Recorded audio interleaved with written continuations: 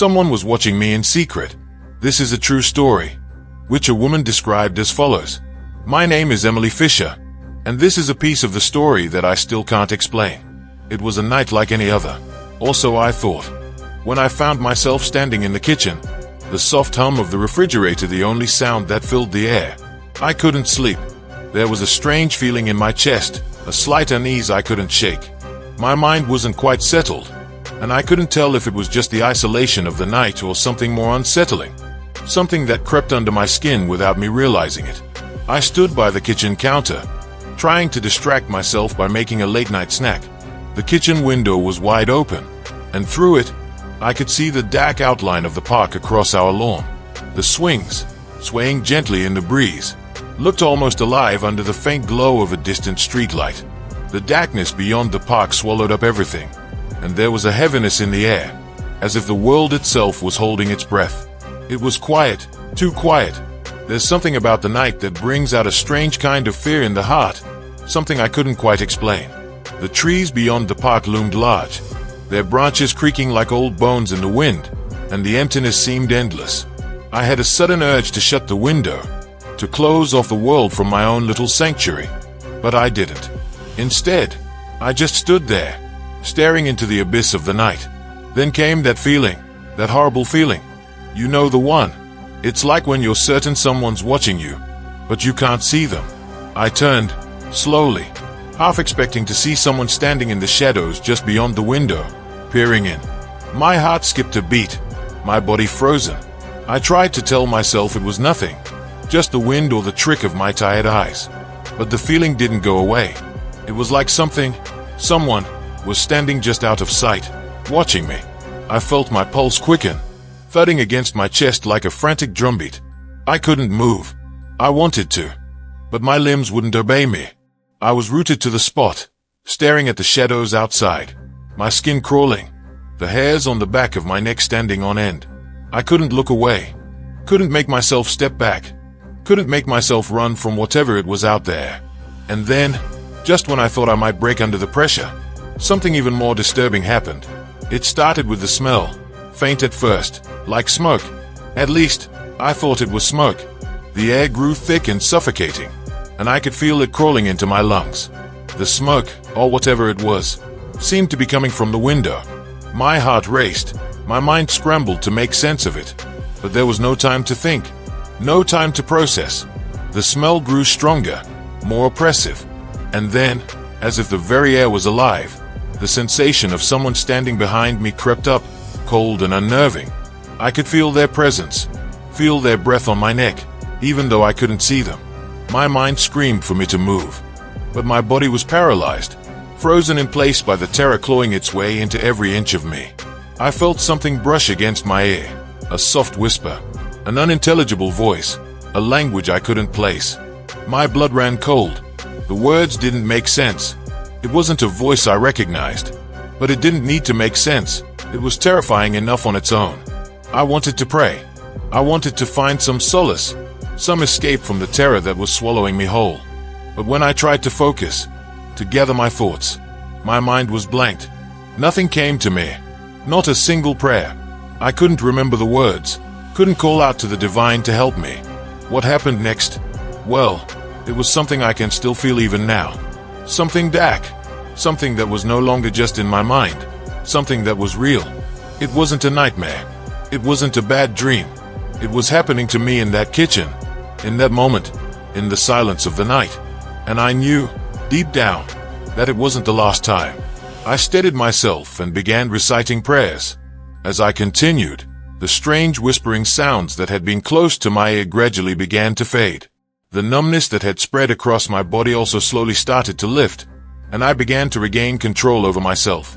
But even then, the snacks I had left on the stove were still cooking, and I found myself unable to do anything about it. Maybe because I didn't have the strength or the will to. In a panic, I quickly turned off the stove and left the kitchen, hurrying to my bedroom. I locked the door behind me. Fear gripped me, leaving my hands shaking. I immediately tried to call my husband, Matthew, but he didn't pick up. I figured he must have been busy, likely at a construction site where he often couldn't take calls.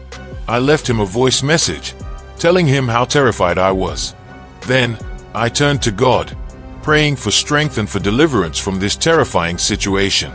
In that moment, a thought crossed my mind. Why not turn to the Bible for comfort?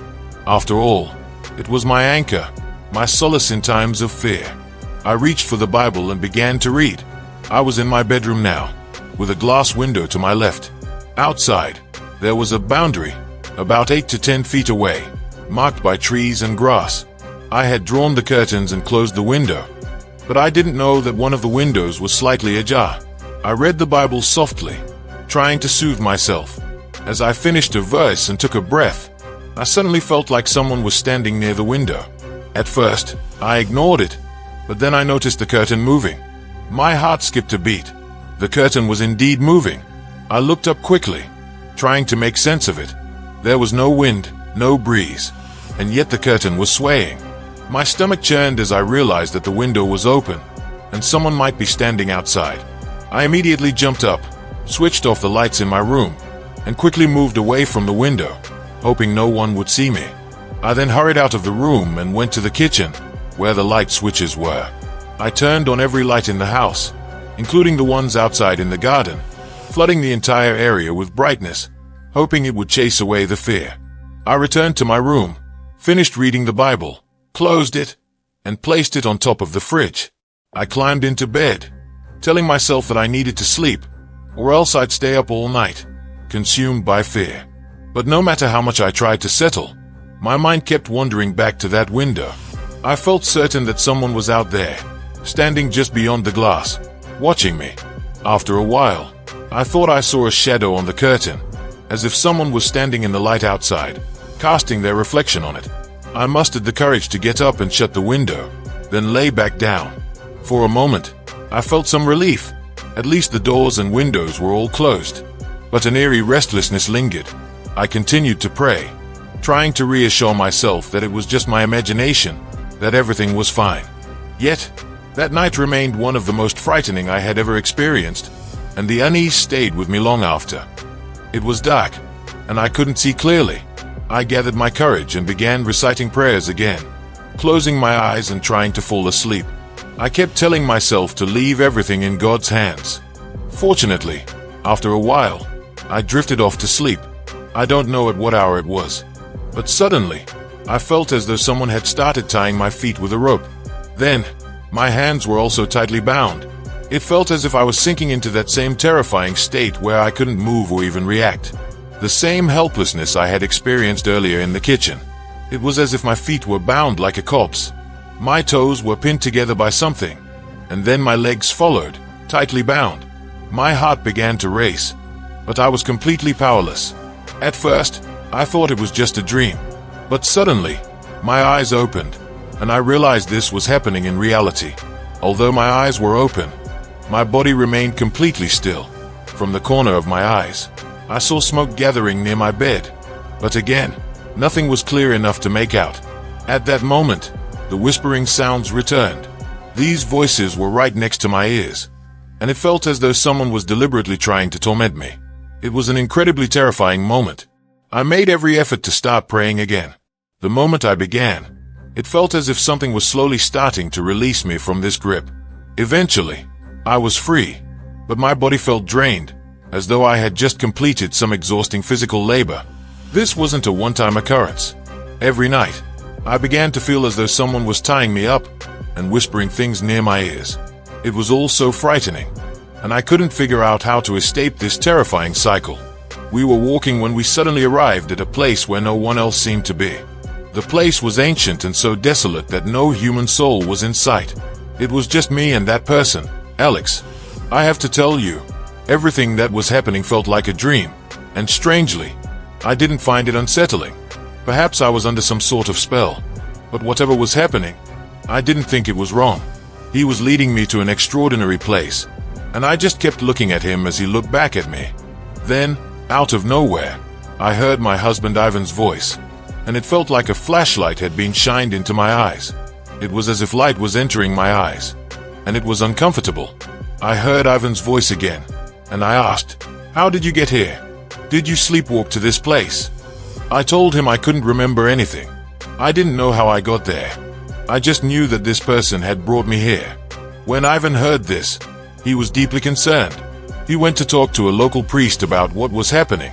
The priest came and prayed over me, telling me not to worry, to remember God's name, and to stay pure. After that, I began to feel strange. It felt like I was waiting for the night to come again, so that he could appear before me once more. This sensation was peculiar, and I could sense that there were two parts of me. One that was drawn to this, and another that was terrified. One night, as I was asleep, I suddenly felt like someone had turned on the shower.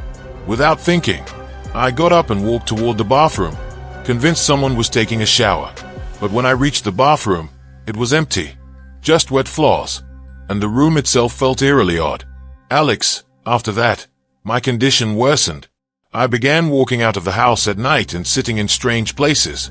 Ivan became increasingly worried about my behavior. Every morning, when he would tell me where I had gone or where I had sat, I had no memory of it. One night, as we were both asleep, I felt something strange happening in the bed. Ivan moved closer to me, trying to push me to one side. I turned around and saw another figure in the middle of our bed, cloaked in a sheet. I screamed loudly, and when Ivan turned on the light, the figure vanished. Ivan investigated, but there was no trace of the person who had been lying between us in bed. After this, Ivan decided we needed to seek help from a priest, and we returned to our home country. Once we returned, we saw a priest who immediately told us that I was being haunted by a spirit, one that had been with me before my marriage, but had become more active since. The priest assured us that he would deal with the situation, but it would take some time.